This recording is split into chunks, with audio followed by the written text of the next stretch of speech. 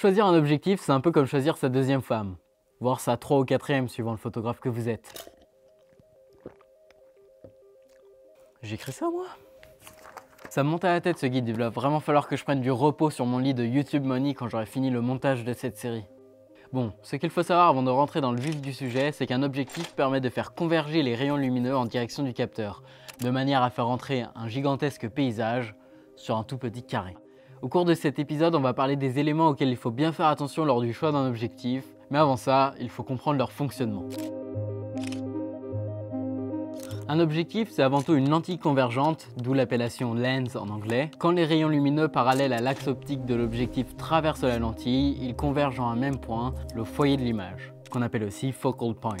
On obtient ce résultat grâce à un phénomène de réfraction. Pour faire simple, c'est lorsqu'une onde lumineuse passe d'un milieu à un autre de différentes densités, alors elle est réfractée. C'est-à-dire que l'angle du rayon lumineux dans le second milieu est différent de l'angle du rayon incident, celui qui était dans le premier milieu. Or, comme la perception d'un objet dépend de l'onde lumineuse qu'il renvoie, cet objet est affiché à l'envers sur le capteur, ou sur notre rétine.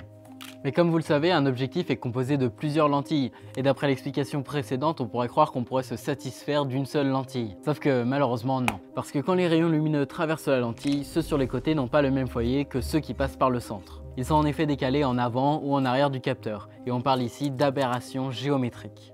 En plus de ça, comme on l'a vu dans les épisodes précédents, les couleurs ont des longueurs d'onde différentes. Elles ne sont donc pas réfractées de la même manière d'après la loi de Snell-Descartes. Ce phénomène est responsable de l'aberration chromatique. On part donc sur de l'aberration géométrique et de l'aberration chromatique. Ça va de soi. Ainsi, en combinant une lentille divergente à la lentille convergente, on permet à la lumière de converger vers le même foyer, créant ainsi une image nette sans aberration ni géométrique ni chromatique.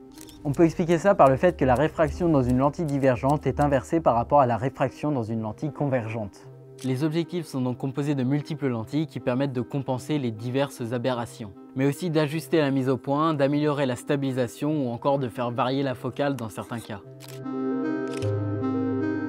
Bon, revenons-en à notre objectif.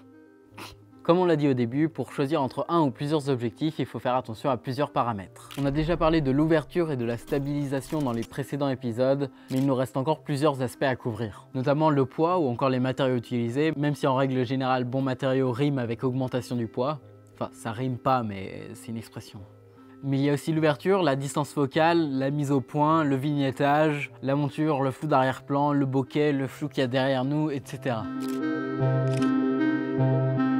Sur les objectifs bas de gamme, on peut notamment remarquer que les bords sont plus sombres que le centre. Et croyez-moi, je m'y connais en objectif bas de gamme parce que j'ai les deux objectifs Sony les moins chers du marché. T'avais qu'à mieux choisir au départ. Et comme j'ai pas toujours été chez Sony, j'ai aussi eu les 3 objectifs les moins chers de la gamme EF, chez Canon. Pour faire court, le vignettage peut être causé par l'apparition du pare-soleil dans le champ, mais les constructeurs évitent évidemment ça en leur donnant une forme particulière. Il peut également être causé par une ouverture trop importante, et dans ce cas on verrait légèrement les bords de l'objectif. Et dans ce cas il suffit de diminuer l'ouverture de quelques stops pour retrouver une image normale. Et ce parce que les fabricants préfèrent proposer une ouverture plus large même si elle cause un léger vignettage, plutôt que de devoir restreindre celle-ci et diminuer le prix de l'objectif par la même occasion. Un dernier élément qui pourrait causer ce vignettage serait l'utilisation de lentilles trop convergentes, et dans ce cas les photons ne pourraient pas atteindre les bords du capteur. Ça j'en parle dans ma prochaine vidéo. Ça j'en parle dans 3 vidéos, mais ne vous inquiétez pas parce que... Dans 2 vidéos. Mais il est important de noter tout de même que la bague de mise au point peut être numérique ou mécanique. Dans le cas d'une mise au point numérique, l'objectif a besoin du boîtier pour fonctionner. Donc si vous utilisez une bague d'adaptation, il faut en utiliser une de bonne qualité, avec un système électrique qui fonctionne à la perfection. Pas comme celle-ci justement. Il faut aussi prendre en compte le fait que le moteur de mise au point peut être bruyant, et ça peut être gênant dans le cas de l'utilisation de la mise au point pendant une vidéo. Donc faites attention au moteur pas à pas. En fonction du boîtier que vous utilisez, il faudra utiliser des objectifs avec différentes montures.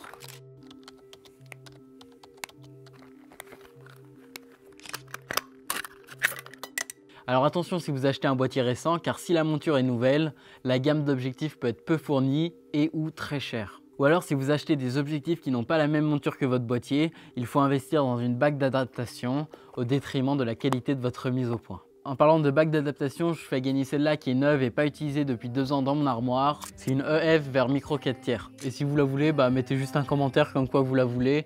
Et puis je ferai un tirage au sort, j'imagine. Et puis si vous taguez 76 personnes, que vous la partagez sur 3 groupes différents, que vous mettez un like, que vous vous abonnez, il faut aussi mettre un tweet en disant « Chez Trump ». Vous pouvez aussi m'envoyer 20 € pour participer au concours. Envoyez un message aux 5 plus grands youtubeurs de France pour leur dire de s'abonner à ma chaîne et de faire de la pub pour ma chaîne.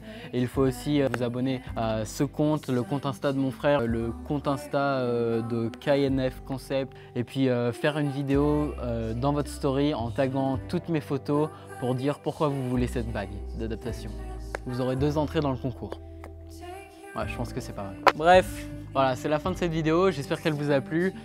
Si c'est le cas, bah, n'hésitez pas à mettre un like, à me le dire en commentaire. Et puis, c'était Gast. Ciao!